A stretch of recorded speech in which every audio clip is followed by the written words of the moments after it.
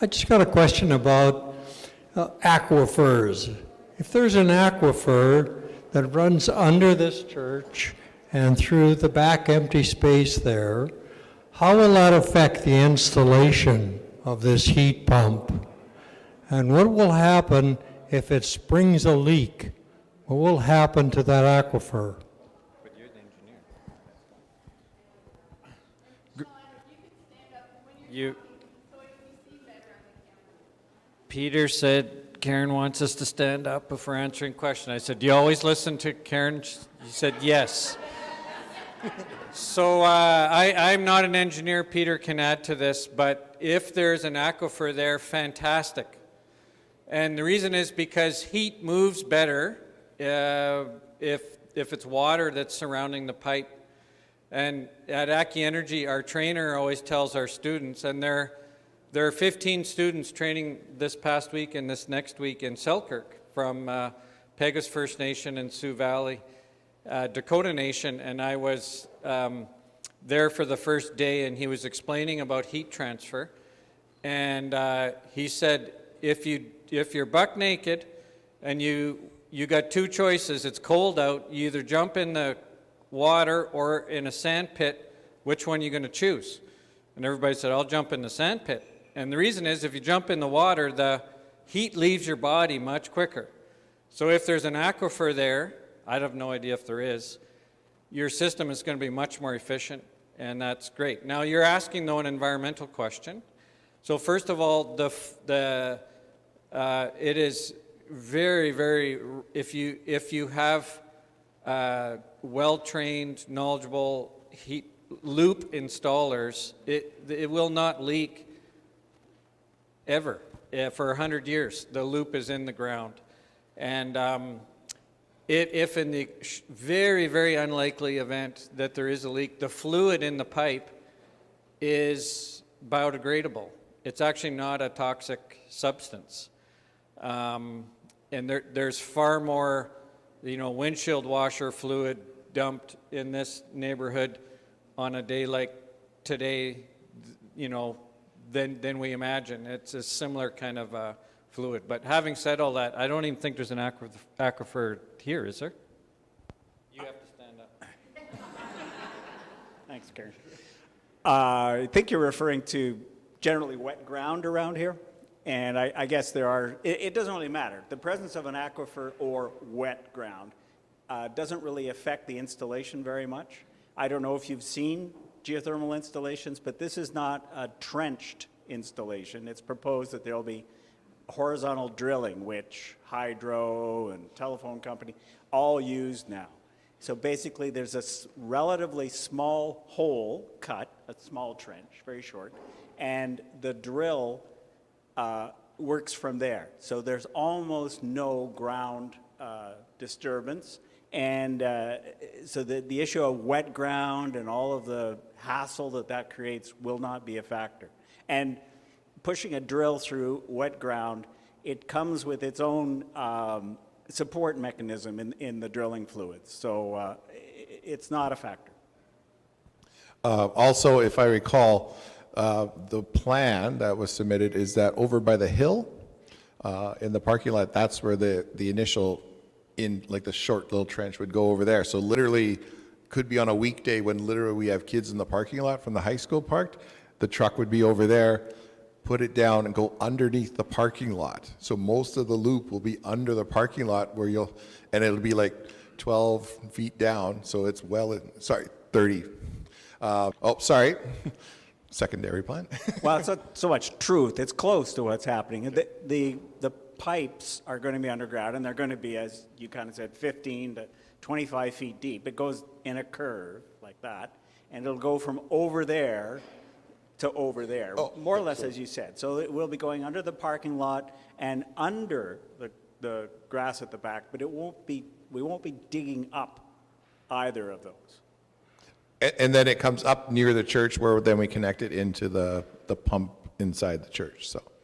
So we'd be, when you see it done, they'll say, oh, there's a little bit of dirt move there, a little bit of dirt move there, and the rest is all hidden. So this technology is brand new to me. what I'd like to know is how much space do you require within the building for whatever machinery is involved with this this heating kind of thing? If you went to Sean's house and looked at his geothermal system, inside the house, it would look almost exactly like the furnace he had before, and that will be the same here.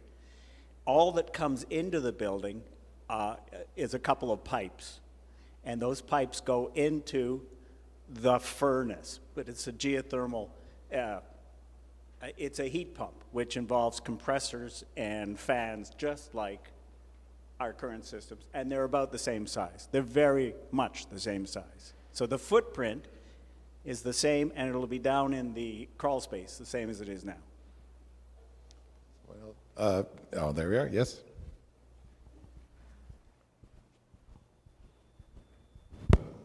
Whatever system is used, I hope it comes with a thermostat that's more than 15 degrees. My question is not so much on that, it's more on the one of finances, because I wear a finance hat. And somewhere along the line, we're going to enter into the finance discussion. So are we going to have the annual financial statements for December 31st of 2022 available to us with adequate lead time for our analysis of them prior to the AGM?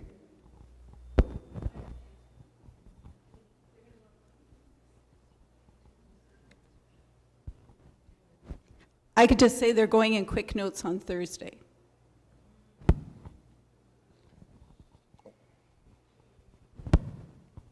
Hi, I'm curious about geothermal heating and whether the cost of this is dropping year after year and whether in a few years it would be cheaper than it is now. Interestingly, you look at the different technologies, the cost of geothermal has been going up and will likely continue because of the price of aluminum and construction costs. It's still very, very economic, wildly economic, I would argue, over the life cycle of the system.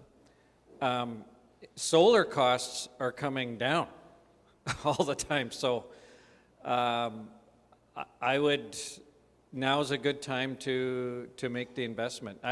Who knows what's going to happen to the price of aluminum going forward, but the trend is with ground source heat pumps, the cost going up somewhat every year, but that's more reason to get going, I would argue. Good question. Lots of questions, wow. I've got actually two quick questions. One is, a year or so ago, we were all talking solar energy. Now it's not even being considered. Why? Well, you can't heat the building with solar because the solar is generating electricity, so this is a heating system. But solar is I was looking at your roof on the way in. It's a fantastic investment as well. And as I say, the costs are coming down. Efficiency Manitoba, where Peter works, has incentives for commercial buildings too. Yep. And I think the feds also have incentives. And these also apply to geothermal. So maybe if you're looking to lower your electricity bill, solar is a good thing. If you're looking to lower your heating bill, solar doesn't do that. Okay.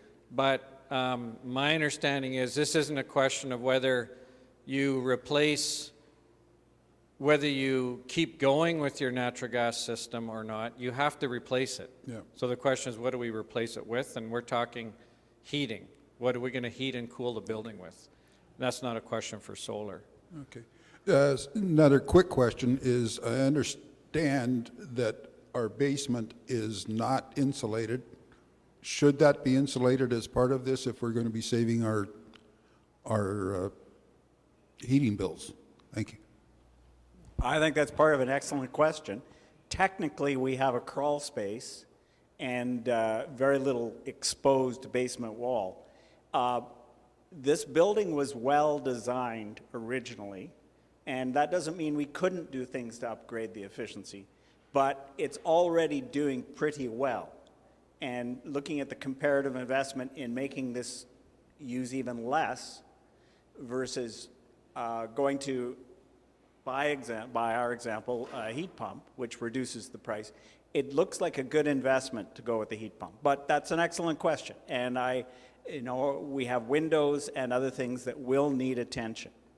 And I would say, just like photovoltaic, that doesn't preclude us from also dealing with those things in the future.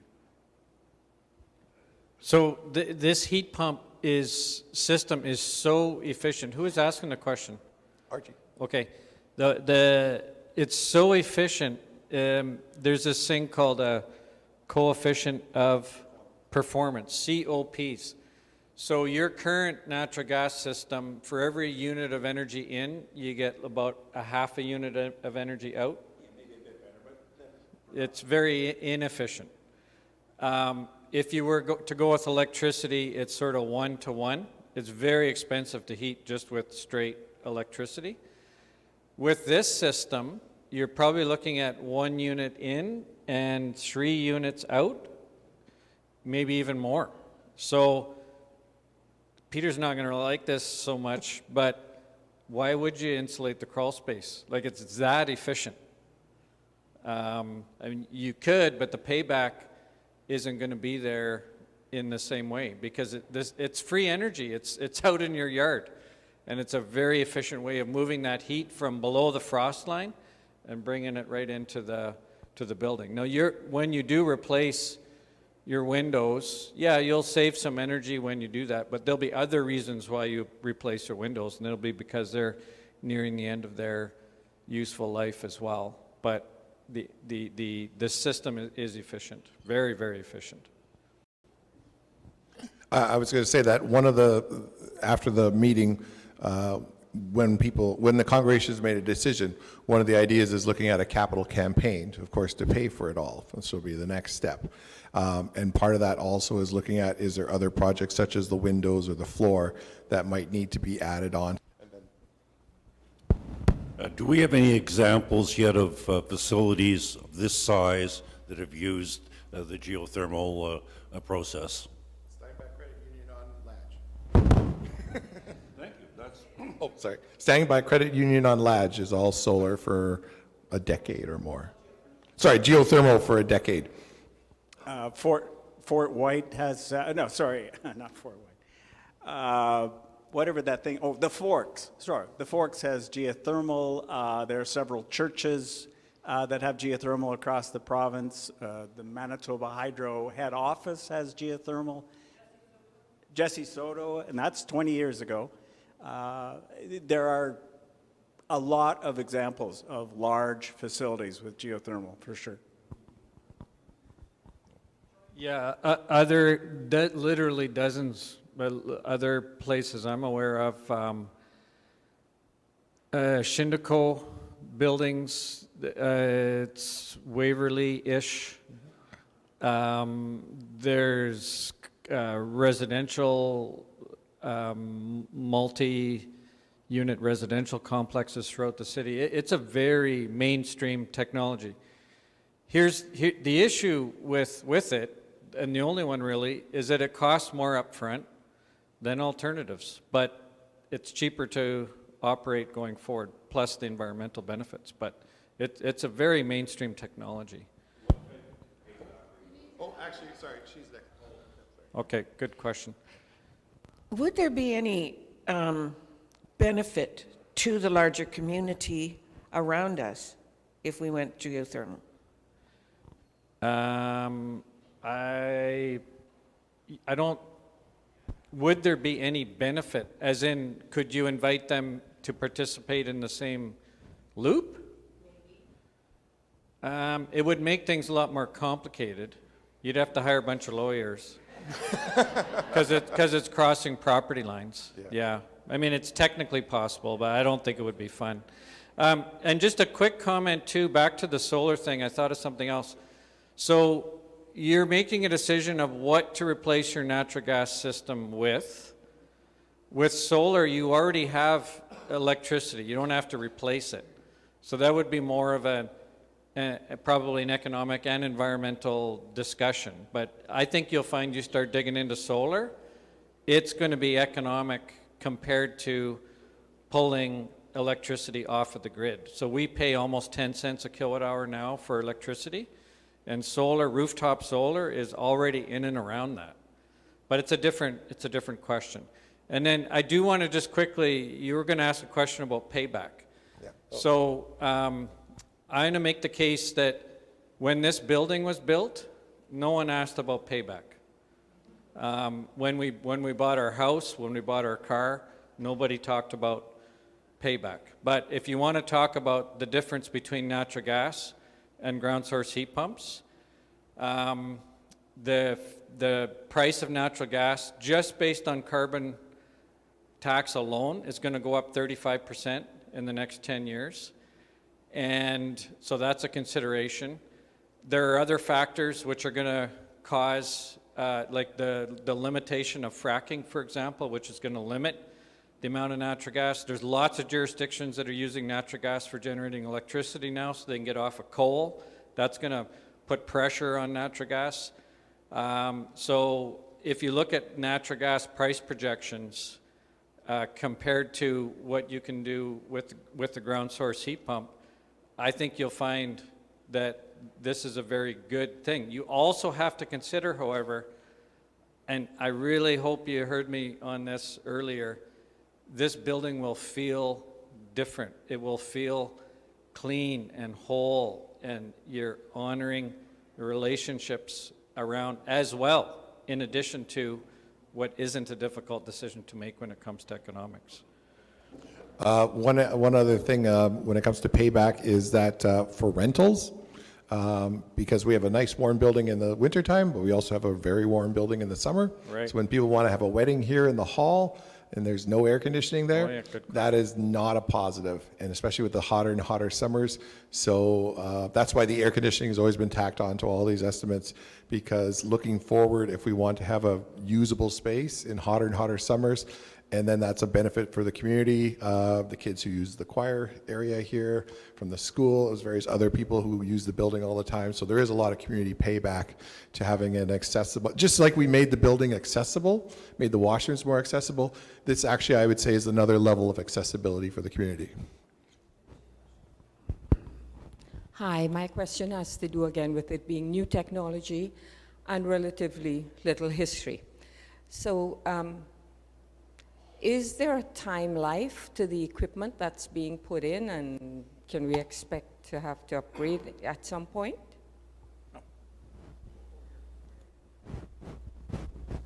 Well, I personally, internally, I jump every time someone calls this new technology, but it may be new to me. So, fair enough. In terms of its life, Sean alluded to the underground portion of it, the buried portion. It generally is projected to have a 60-plus years life, and the way it's done and the amount of work that has gone into that, not just for geothermal, but for other pipe systems underground, he's probably right. 100 years is not unreasonable. So we won't be replacing anything outside. The internal components, they're nothing magic. They're the same size as a furnace, and they have much the same lifetime as our current furnace. So yeah, the internal component will have to be changed, and generally that's the compressor. And maybe we're proposing to change, we haven't talked about that because it's not a detail that's important, but we're probably going to be changing the working component of the air handlers currently. And that will have to happen every once in a while. And the furnace, the compressors, will have to be replaced every once in a while. But that's comparable between all of the heating systems. Well, we could go to baseboards, but some of you don't recommend that. Can I? Karen's over there. She won't hear me. I'm just taking this advantage. Sean said the free energy of the earth. 15, 20 years ago, new technology, when we were at Manitoba Hydro, we were selling heat pumps to people, and we sold a lot of them. Manitoba was a leader in heat pumps 15 to 20 years ago. But for an ad campaign, we went to that important point, which was free energy from the earth. Not too long after that, we'd get calls from people wondering why they were still getting bills from us.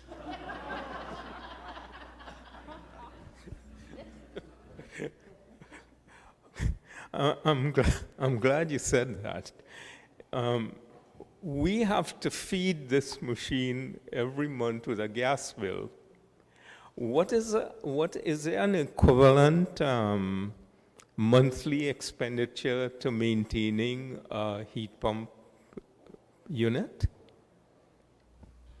Well, the cost of a heat pump has always been comparable or better.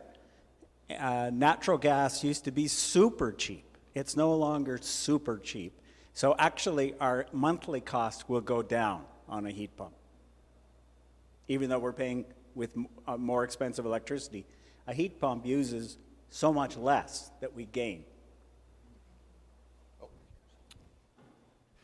Just a quick question. So you said that our present unit will be similar to this new one. So is that, when we're talking, we got 2 furnaces downstairs, if I'm not mistaken. So will we be having 2 compressors, or can we get away with 1? The recommendation from the contractors that came and had a look, was to do it in 2 units, the same as the current natural gas system. Part of that is the access and just getting the units down there. But there are other advantages in terms of not resiliency, but whatever that other word is, where you have redundancy. Thank you very much. That's what Karen calls me sometimes. But at any rate, so you could say 2 compressors, yeah. Actually, it'll be 3 compressors, because the heat pump quote, which is kind of why Aaron was saying it's a bit complicated, it's not exactly apples to apples. The heat pump quote included the office and classroom area. So that's another separate system, separate duct system, separate system. That'll be a 3rd compressor, but much smaller. Anyone else? Oh. I asked Peter who did the estimate, and is a guy, I know him quite well, actually. Ed Lorenz was involved with it, and he was a main engineer that installed the geothermal system at Seasons of Tuxedo, which is another example. So, and that's connected to IKEA. They ain't doing that for kicks. It's about the money, right? These are big companies that get a spreadsheet out and say, this makes sense for us financially. You said earlier, obviously, there's a lot of places that have gone to the geothermal that Right. are comparable size. Will the committee have a chance to contact these people and maybe go and get see some of these sites to just get an idea of what they're Sure. what they're talking about? Don't see why not, yeah. Just a suggestion. You can come over to my house. And yeah, but it's the same idea. But sure, there's lots of places they'll tell you they're happy with their system. I wanted to talk a bit about the loop. When I take I give people come over for supper. We usually end up in the basement and looking at the heat pump, and you pull off the metal panel and you look inside, and there's the loop, and you touch it and it's warm, just like a fridge, right? And when I'm not an engineer, so my wife Fiona actually asked the secretary at the company that installed our system, how the heck does this thing, how do you get heat out of it when below the frost line it's 7 degrees Celsius? So how the heck do you get warm inside? So I'll explain it as I understand it, in a non-engineering term. So the 7 degrees fluid is coming into the house, and it is used to heat up a refrigerant that boils at a lower temperature than water does. So it turns into a gas. And then the gas is compressed, and when you compress a gas, it turns back to a liquid and releases heat. It's like an air conditioner. So that's the process that occurs. So what you need in order to make it work is availability of a lot of low-grade heat. And so you go into the Forks Marketplace, look up, and there's 32 of these heat pumps there. You would be getting 2 here. So a good place to go would be the Forks. I mean, it's bigger than here, of course, but you'll see 32 heat pumps hanging from the ceiling. And what they're doing, it's minus 35 degrees outside. The loop is buried it's on the bottom of the Assiniboine River, right near the bridge at the port. And the water is above freezing, obviously, or it would be ice. So it's actually heating the fluid up, bringing it into the compression process, releasing the heat. It's going back out colder. The biodegradable fluid in the closed loop is going back out into the bottom of the Assiniboine River colder. It warms up and comes back in again. So it just continually pumps. That's where the idea of the pump comes from. That would not pass a scientific HVAC thing, but I'm a money guy, but that's how I understand how the thing works. I'm not even going to ask Peter, because he'll go on for half an hour probably about refrigerants or something, but sorry to insult you. I'm still kind of confused in all of this, but one thing I would like to have explained is what will be different in reference to hopefully being able to have air conditioning in this part of the church. Will there need to be more equipment somewhere in here, or will that all be down in the crawl space? It's all down in the crawl space, and when Keith designed this place, he actually put in larger ducts for sound purposes, which is good news now. But at any rate, the air conditioning, the ducts are driven by fans in the crawl space. And that's where the heat is added or taken out of the airstream, down in the crawl space. And the same token, that air in the crawl space, in the ductwork, gets cooled and pushed throughout the building. So there will be not a single difference in here, except there'll be cooling coming out of there. And there'll be These vents right here and on that side.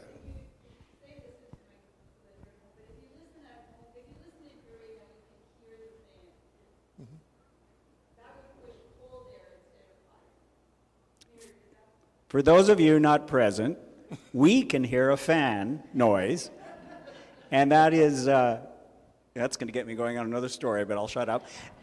That is the fan drive. Well, actually, what we're hearing is the air coming through the louvers, and there are a variety of them here, and there are return louvers on the bottom, and that's how air gets distributed. And we're not changing that distribution. We're not changing that distribution. And that's important. So there's no disconfiguration of anything up here, except we might get a new thermostat, whoever was asking about that. Yeah. And so what's happening with the air conditioning, as I understand it, it's heat that's moving. That's what this system does, is move heat. It's taking heat in the summer from the building and dumping it into the yard. So it's just goes in reverse, and that's one of the amazing things about it. And it's very, very quiet. It's really cheap to air condition with geothermal as well. And I'll tell you just a little story. When we started at Peguis First Nation installing geothermal, an elder had never had air conditioning before. It was a super hot day in July, and he phoned the band office and left a message for the chief, and the message was this: tell the chief it's so cold in here you could hang meat. So, and Fiona doesn't, we put the air conditioning on, but it's a little cool for her, actually. She doesn't really like it as much as I would like her to like it.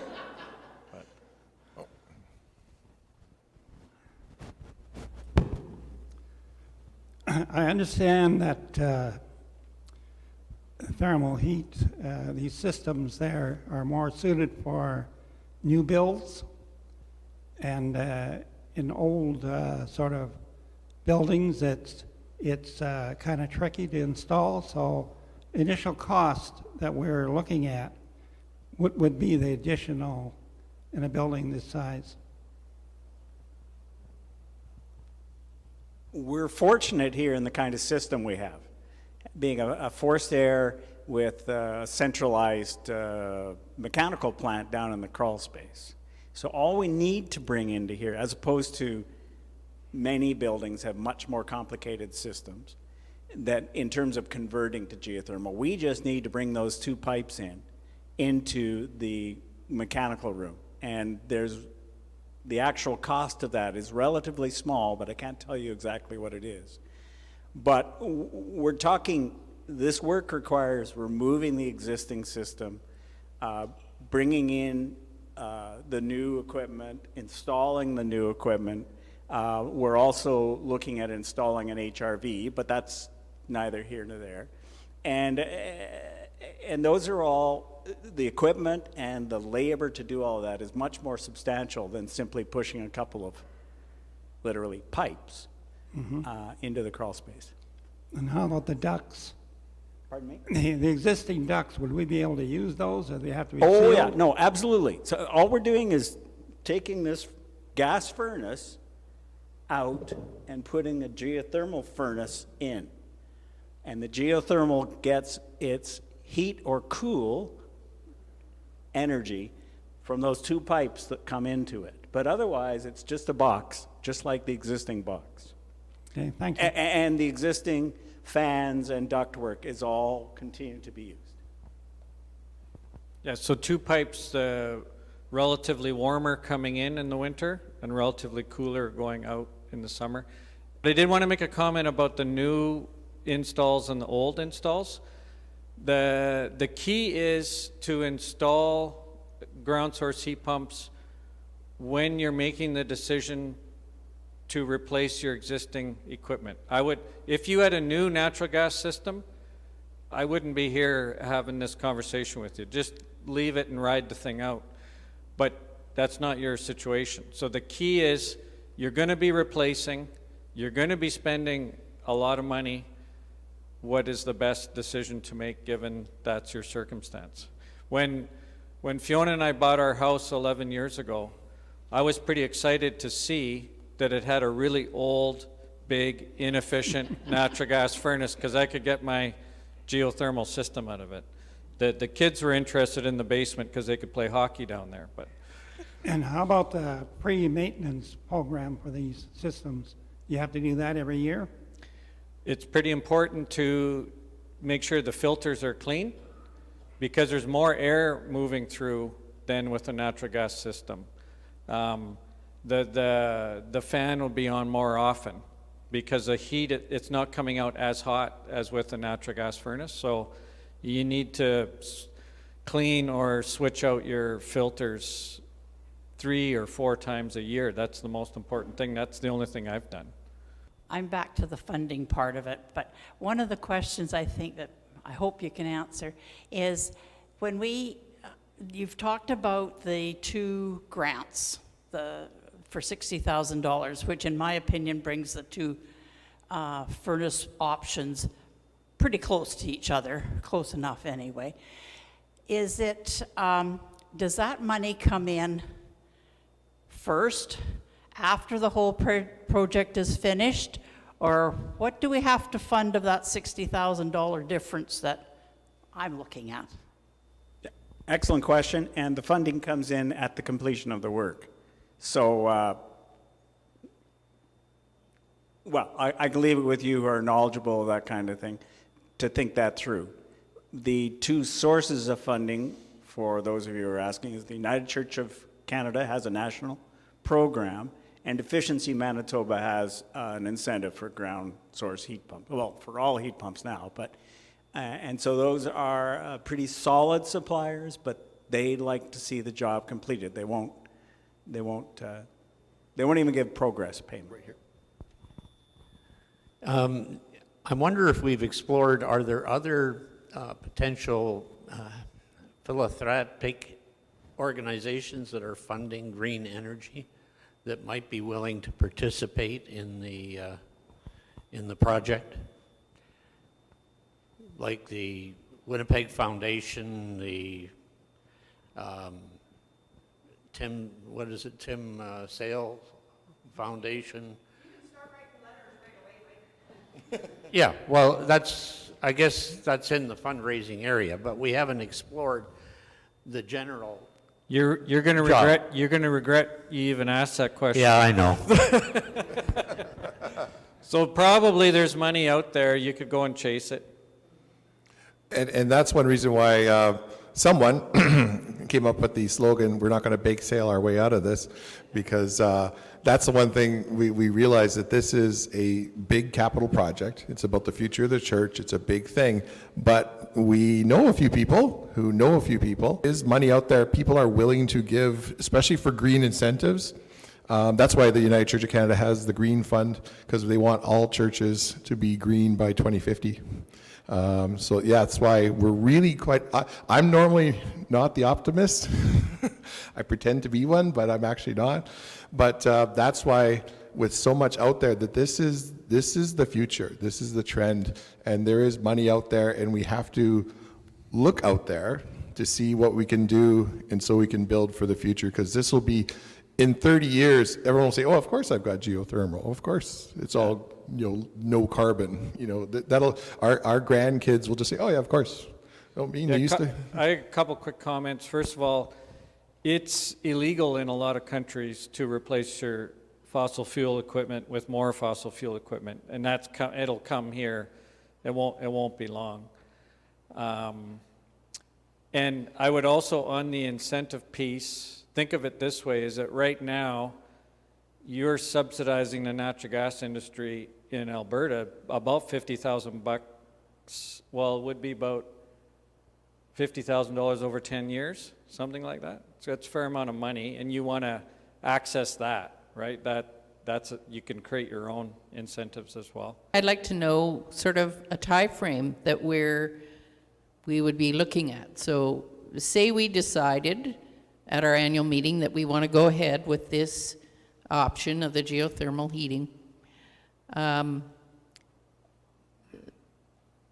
If we decide that, how long does it take to get it put in place? So when would we be having to then produce some funds to cover it off?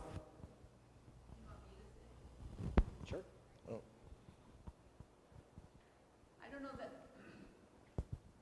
I don't know that these people have the answer to that question. Aaron, do you want to say something about that?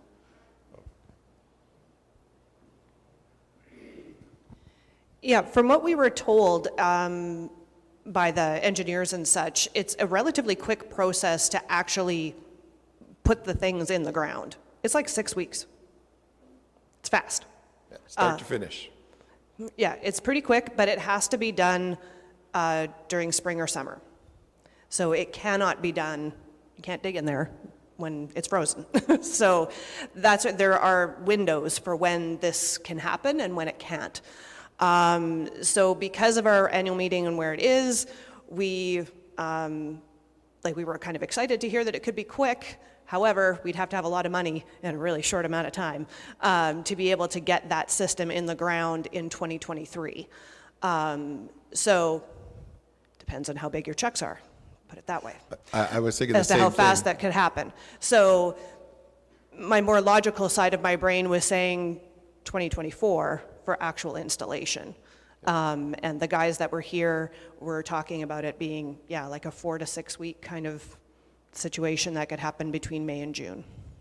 Yeah. My thought was that if somewhere, let's say the Premier or some kind soul gives us $200K the day after the meeting when we decide to replace the system, with the money in the bank, we could literally have them in May on the hill. I always say the hill doing it, and then it would be done.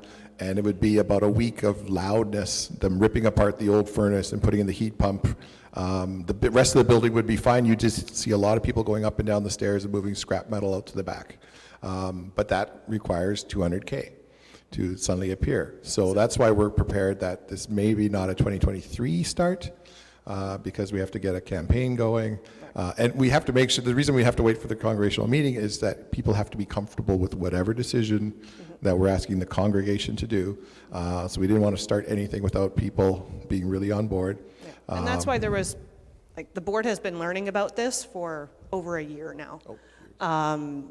This task group, this is also not a surprise. The task group was put together pre-COVID, of starting to research all the options and things like this. So this, it's not like this has been popped on you. It's been creeping up gently, kind of behind you, with us knowing how old our system is and knowing that we have to replace it with something.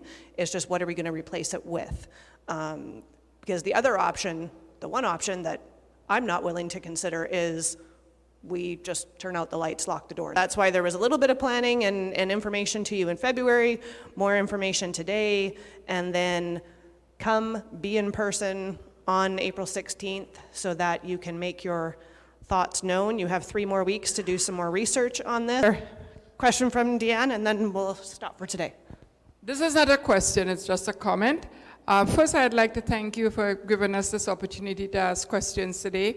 And I feel good vibes, and I think when we meet on April 16th, that we would make a decision, you know, that we don't have much choice, because as you say, we don't want to close the doors.